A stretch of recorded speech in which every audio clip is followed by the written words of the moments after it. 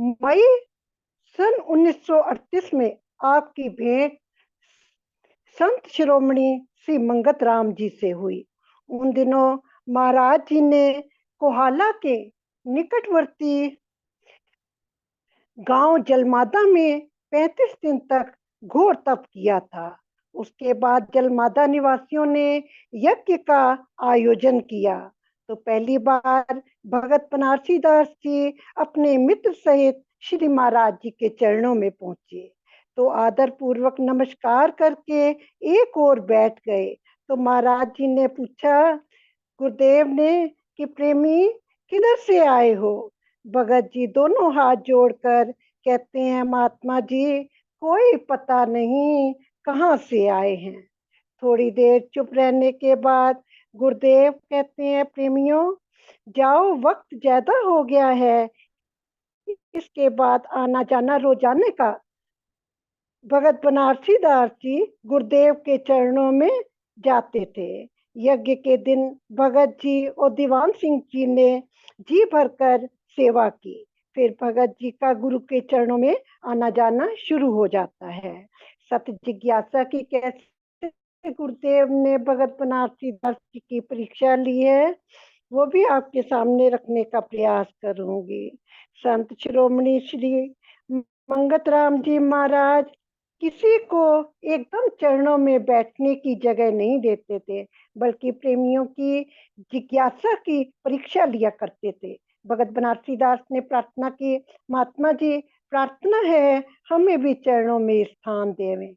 गुरुदेव कहते हैं प्रेमी अभी तेरी आयु नहीं है, अभी बच्चे हो, समझ समय आएगा तो कोई ना कोई समझा देगा, हम गुरु नहीं हैं।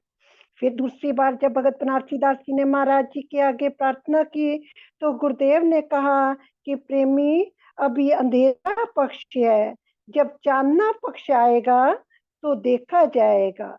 कुछ समय बाद फिर भगत बनारसी दास जी ने तीसरी बार प्रार्थना की तो फरमाया प्रेमी तुम्हारी जमानत कौन देगा। भगत जी महाराज जी हमारी जमानत तो आप ही देंगे, बिगाड़ो तो आप, संवारो तो आप। ऐसा उत्तर पाकर श्री महाराज जी ने कृपालता करते हुए फरमाया अच्छा प्रेमी पूर्णमासी वाले दिन प्रातः स्नान कर कर सिर पर पगड़ी रखकर श्रद्धा और विश्वास लेकर आना। गुरु के चरणों में रहने की भी परीक्षा महाराज जी ने ली है।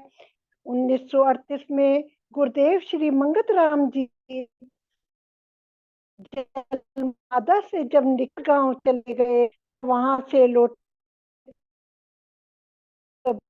भगत जी को जब पता चला कि गांव या फिर गुरुदेव जब आए तो नमस्कार करके एक किनारे थोड़ी देर बैठ गए। गुरुदेव ने पूछा मी राजी हो। भगत जी अब क्या कहते हैं महाराज जी क्या बताया जाए, आपकी कृपा से समय ठीक कटता जाए तो प्रसन्नता होगी। जी तो चाहता है हर समय आपके पवित्र चरणों में रहकर आनंद हासिल करूं, क्योंकि संतों के पास क्या होती है ठंडक होती है शांति होती है। वही भगत जी कह रहे हैं जी तो चाहता है कि हर समय आपके पवित्र चरणों में रहकर आनंद हासिल करूं, मगर संबंधियों का भय कुछ बाधा का कारण है, क्योंकि ये रिश्तेदार जो हमारे संबंधी रिश्तेदार होती हैं ये हर समय सत्कर्म करने में सतमार्ग जाने में अड़ंगा डालती हैं। गुरुदेव कहते हैं प्रेमी फकीरों के पीछे ज्यादा नहीं फिरना चाहिए, इस संसार के मौज मेले में समय देते जाओ, जब बूढ़े हो जाओगे तब इस तरफ आना, अभी आपका समय नहीं है। पहले संसार के काम करने चाहिए, इस तरफ आना तो जिंदगी में अपने आप को खत्म करना है, यानी जीते जी मरना पड़ता है। जब गुरुदेव ने जब अहमदाबाद जाना था तो भगत जी भी उनकी रवानगी से पहले दर्शन करने आए हुए थे। उन दिनों भगत जी का नुमाइशी जीवन आम संसारियों वाला था। बड़े बड़े सिर पर बाल थे, रेशमी कमीज सलवार और सिल्क की लुंगी भगत जी पहनते थे। परंतु गुरु के चरणों में रहकर सेवा करने की तीव्र इच्छा मन में समाई हुई थी। अहमदाबाद जाने के लिए गुरुदेव को शुभ स्थान से पहले मंद्रा स्टेशन तक 1 मील का सफर पैदा करना था। भगत जी उनके साथ हो लिए।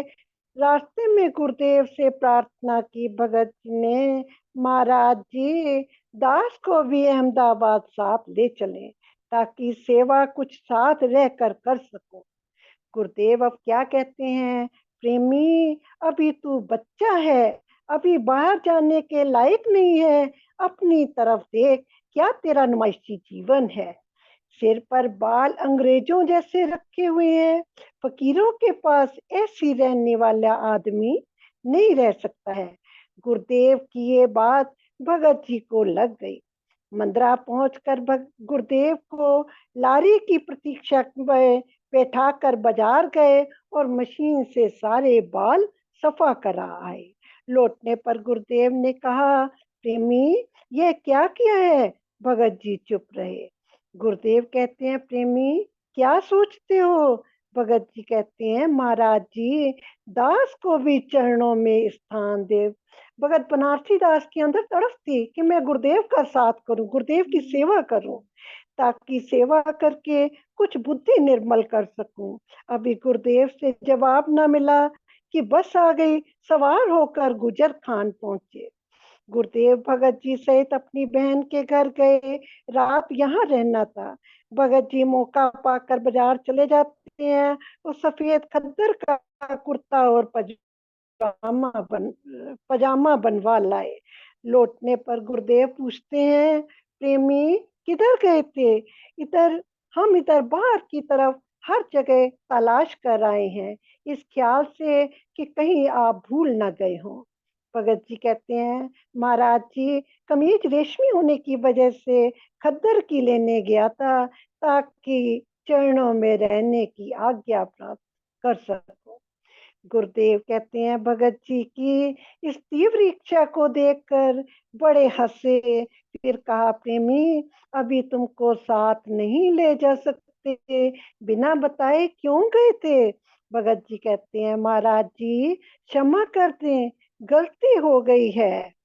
गुरुदेव कहते हैं, प्रेमी, फकीरों के पास ज्यादा ठहरना अच्छा नहीं होता है, इसलिए जाओ, दुनिया का काम काज करो। लेकिन भगत जी की सच्ची दृढ़ता को देखते हुए साथ ही फरमाया, अच्छा जाओ, 2 दिन बाद पत्र द्वारा प्रोग्राम लिखा जाएगा। इस तरह चरणों में रहने की आज्ञा पाकर भगत जी शुभ स्थान भगत जी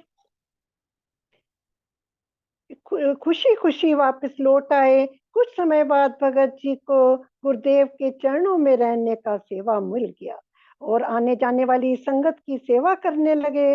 आपका ये सेवा का कार्य लगभग 16 वर्ष, मतलब गुरुदेव के शरीर त्याग फरवरी 1954 तक जारी रहा।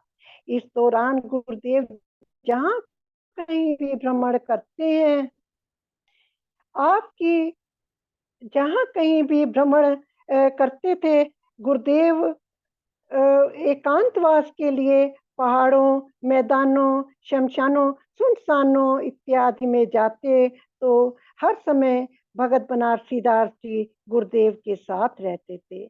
एकांतवास के समय में रात 11-12 बजे तक से प्रातः 6 बजे तक समाधिस्थ होकर लगातार गुरुदेव अमरवाणी का उच्चारण करते और भगत जी साथ साथ उसको लिखते जाते। दूसरी सुबह दोबारा उसको पढ़कर सुनाते। उसके लिखने में जो भी कमी पेशी नजर आती थी, गुरुदेव से पूछ कर पूरा कर लेते। अमरवाणी और प्रवचनों के बाद में एक जगह एकत्रित करके 2 पवित्र ग्रंथ, श्री समता प्रकाश, श्री समता विलास के रूप में अपने हाथों से लेखनी बंद किया। कितनी बड़ी सेवा हमारे भगत बनारसी दास ने की है। यह दोनों ग्रंथ मूल रूप से उर्दू लिपि में आपके कर कमलों द्वारा लिखे गए, वैसाख की संक्रांति 13 अप्रैल 1948 के दिन जब दोनों ग्रंथ जिल्दबंदी होकर सिद्धखंड मसूरी पहुंचे, जहां गुरुदेव एकांत में विराजमान थे। गुरुदेव ने भगत बनारसी दास जी से फरमाया कि गुरुदेव प्रेमी कमल कलम दवात ले आओ, आज इस पर हस्ताक्षर करके वाणी को बंद किया जाए। अब भगत जी गुरुदेव की आज्ञा का पालन करते हुए कलम दवात ले आए। उस समय गुरुदेव ने ग्रंथ श्री समता प्रकाश के अंतिम पृष्ठ पर अपने कर कमलों द्वारा चेतावनी लिखकर हस्ताक्षर कर दिए और भगत जी को आशीर्वाद देते हुए फरमाया, प्रेमी अब इसे संगत अच्छी तरह संभाल लेगी, तुम्हारी सेवा पूर्ण हुई। भगत जी की आंखों में आशीर्वाद प्राप्त करके आंसू आ गए। झुककर गुरु के चरणों में प्रणाम किया तो गुरुदेव ने भगत जी की पीठ पर हाथ फेरते हुए फरमाया, प्रेमी इस ग्रंथ ने तेरे हाथ से लिखा जाना। क्या भगत जी ने महाराज जी ने फरमाया कि प्रेमी इस ग्रंथ ने तेरे हाथ से लिखा जाना था। प्रेमी भाग्यशाली जीवों को ऐसा मौका मिला करता है। इस सारे कार्य को ईश्वर आज्ञा में समझा। बनारसी तुमने जो यह काम किया है, जब तक सूरज चांद रहेंगे तब तक तेरा नाम रहेगा। गुरुदेव के क्या वाक्यांश थे। बनारसी तुमने जो ये काम किया है, जब तक सूरज चांद रहेंगे तब तक तेरा नाम रहेगा। भगत जी महाराज जी से कहते हैं, यह सब आपकी कृपा दृष्टि से ये महाकार्य संपूर्ण हुआ है। दास इस कदर कहाँ सामर्थ्य रखता है। गुरुदेव थोड़ी देर मौन होने के बाद कहते, प्रेमी ये वाणी तुमको पसंद न हो तो जल प्रवाह कर दो, नया ग्रंथ फिर लिख लो। भगत जी कहते, महाराज जी इसे फेंकने की किसे जरूरत हो सकती है। आप और कृपा करके इतनी वाणी लिखवा दें तो बड़ी ही दया दृष्टि है। गुरुदेव मुस्कुराते हुए कहते हैं, तुम्हें रज नहीं हुआ, मतलब अभी सब्र नहीं हुआ, इतनी वाणी लिखी गई है। प्रेमी इतना ही संभाल कर रख लें तो बड़ी बात है। अच्छा अब इसे संभाल लें। गुरुदेव का एक और क्या कहते हैं, एक और गुरुदेव की बात है कि एक बार भगत जी प्रार्थना करते हैं कि एक बार भगत जी ने प्रार्थना की कि श्री महाराज जी यह वचन भी जो गुरुदेव के मुखारबिंद से वाणी निकली है, तो भगत बनारसी दास के मन में था क्यों ना इस वाणी को लिख लिया जाए कि किसी समय हम भी प्रभु की महिमा को पढ़ लिया करें। तो हंसकर श्री महाराज जी कहते हैं, क्यों लिखते हो। भगत जी ने प्रार्थना की, श्री महाराज जी यह वचन भी कबीर दादू नानक जैसे सत्पुरुषों के वाक्यों की तरह हैं। उनको पढ़कर जीवों को तसल्ली हो रही है। उसी तरह यह नई चीज भी बहुत से जिज्ञासुओं को मानसिक शांति बख्शेगी, क्योंकि गुरुदेव की वाणी बड़े सरल शब्दों में गुरुदेव की वाणी है। रात का समय आया, आपने भगत जी को फरमाया कोई शब्द सुनाओ। तो भगत जी ने सहजो भाई और कबीर के जो शब्द याद थे सुनाए। श्री महाराज जी ने फरमाया, तुम भी ऐसे शब्द चाहते हो तो लिखो। आज्ञा पाते ही भगत जी ने श्री महाराज जी द्वारा उच्चारण की गई अनुभवी वाणी आग की रोशनी में लिखनी शुरू कर दी। वहां पर कोई लालटेन नहीं थी। आगे गुरुदेव का एक और दृष्टांत है।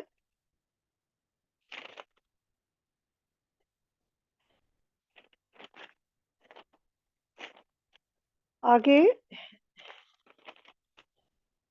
गुरुदेव, हाँ, कि गुरुदेव क्या भगत बनारसी दास जी जब गुरुदेव की सेवा करने के लिए चश्मे से पानी लेने जाते थे, उस समय की एक मौज है। मालिक की मौज का वर्णन करने के पश्चात भगत जी चुप हो गए। फिर प्रार्थना की, दास चाय ले आए। श्री महाराज जी ने अपनी मस्ती में विराजमान थे। अंदर से संकल्प उठा, इस समय महाराज जी कृपा करें तो चरण अमृत पिया जाए। ऐसा सोच ही रहा था कि श्री महाराज जी ने वस्तु प्राप्त की दया की। फिर भगत जी की आज्ञा पाकर चाय के वास्ते चले गए। साथ ही फिर भगत जी की आज्ञा पाकर चाय के वास्ते चले गए। साथ ही पानी के लिए टीन और बोरी भी ली और चश्मे की ओर चल दिए। आगे की बात, रास्ते में लकड़ी काटी जा रही थी। एक बहुत बड़े वृक्ष की जड़ को आरी से काटा जा रहा था। कुछ नीचे की तरफ से गुजर रहा था। ख्याल आया कि अगर वृक्ष गिरकर ऊपर गिर पड़े अगर वृक्ष गिरकर ऊपर गिर पड़े तो एक हड्डी भी ना बच पाए।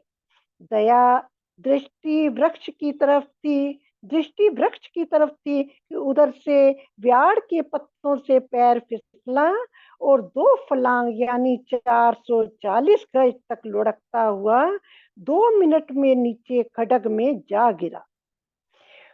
उधर से खूब जोर से उस वृक्ष के गिरने की आवाज कड़कड़ाती हुई आई। पैर फिसलते समय 3 हाथ से छूटकर एक तरफ चला गया। बोरी किधर गई नहीं पता चला। जब खड्ग में फिसल कर पहुंचा, उस 2 मिनट में आश्चर्य खेल ने बुद्धि को चक्कर में डाल दिया। इतने में क्या देखता हूँ, पैर से गरम गरम खून बह रहा है। वृक्ष को गिरे हुए ऊपर की ओर देखा तो ऊपर आदमी खड़े क्या कह रहे थे, बड़ी बड़ी अच्छी किस्मत है जो बच गए। भगत जी कहते हैं, दास के हृदय में भी विचार आया, यह सब श्री महाराज जी की कृपा दृष्टि है। जो सूली की सजा थी कांटे के रूप में बदल गई। वाह प्रभु, वाह प्रभु, तेरी अपार महिमा है। खून साफ करके जख्म पर मिट्टी डालकर 3 और बोरी तलाश करके चश्मे से पानी लाकर वापस लंगर खाने में पहुंचकर 2 रोटी नमक के साथ खाकर श्री महाराज जी के वास्ते चाय बनाकर ले गया और सोच रहा था कि श्री महाराज जी देर के कारण नाराज होंगे। आसन पर पहुंचकर प्रणाम कर चाय दी। श्री महाराज जी फरमाने लगे, देखा फकीरों के साथ रहने में कितना कष्ट होता है। याद रहे, यही शब्द तप के आरंभ में ही महाराज जी ने भगत बनारसी दास जी को कहा था। भगत बनारसी दास जी नीचे निगाह किए हुए थे।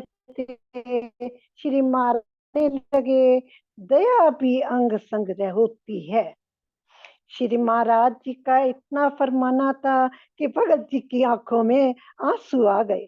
चाय पिलाकर भगत जी जब बर्तन साफ करके वापस आए तो श्री महाराज जी फरमाने लगे, फकीरों का बर्तन फकीरों के बर्तन साफ करके जन्मों से फिर सत्पुरुषों की शरण में आए हो। क्या महाराज जी ने फरमाया, फकीरों के बर्तन साफ करके जन्मों से फिर सत्पुरुष की शरण में आए हो, जरा होश से सेवा किया करो। एक गुरुदेव का छोटा सा और वाक्यान है। प्रेमी के प्रेम को पूरा करने के लिए एक दिन रात यहाँ बैठकर वाणी उच्चारण फरमाई, जो भगत जी ने श्री महाराज जी के श्री महाराज जी की आज्ञा अनुसार नोट कर ली। दूसरे दिन फरमाया, अब रात वाला प्रसंग पढ़कर सुनाओ। भगत जी ने आज्ञा का पालन करते हुए सारा प्रसंग पढ़कर सुनाया। जब आखिरी दोहा खत्म हुआ तो एकदम भगत जी के पांव को हाथ लगाकर फरमाया, मुक गया लेना देना, खू विच पै गईयां वहियां। भगत जी ने प्रार्थना की, महाराज जी यह क्या खेल आपने रचाया है। गुरुदेव कहते हैं, गुर नीवे शिष्य चरण पर धारे उल्टा पंथ। भगत जी यह सुनकर हैरान हो गए, कुछ बोल ना सके। तो फिर आपने फरमाया, प्रेमी, क्यों हैरान होते हो? तू इस भेद को नहीं जानता। यही फर्क है तेरे और इनमें। तेरा इनसे संबंध आज का नहीं, ये हम जानते हैं, तू नहीं जान सकता। इतना फरमाने के बाद आपने कुछ शब्द उच्चारण फरमाए, जो भगत जी ने पॉकेट बुक में नोट कर लिए। इसके पश्चात इन्हें याद कर लिया। आदि से तू हम की एक ही जाता, गुय भेद ना जानियो बनारसी दासा। हम तुम में भेद न कोई, ए लेख के विद वर्णन हुई। जब लग बोध न प्राप्त पायो, जब लग बोध प्राप्त ना पायो, तब लग हम, तब लग तुमको हम भिन्न दर्शायो। कहता हूँ कह जात हूँ, सुनियो गुरमुख सुजान। मंगत श्रवण मदन नित्यासन बिन, ना पायो भेद विज्ञान। कहता हूँ कह जात हूँ, सुनियो गुरमुख सुजान। मंगत श्रवण मनन निध्यासन बिन, ना पायो भेद विज्ञान। ऐसा भेद बाहर प्रकट करने वाला नहीं, शोर न करना, किसी समय विचार होगा।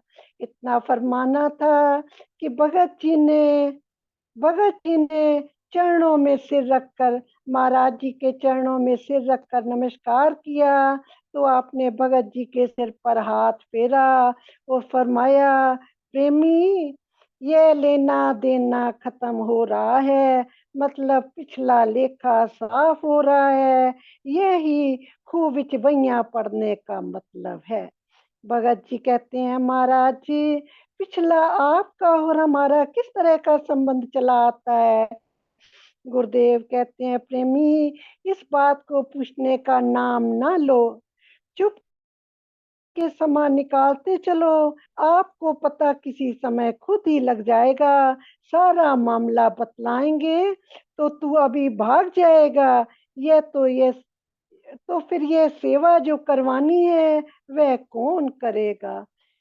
गुरुदेव ने महाराज भगत बनारसी दास के जीवन की कितनी झलकियां सुने, उतना ही कम है। कोई त्रुटि हो तो क्षमा करें। ओम ब्रह्म सत्यम सर्वधार।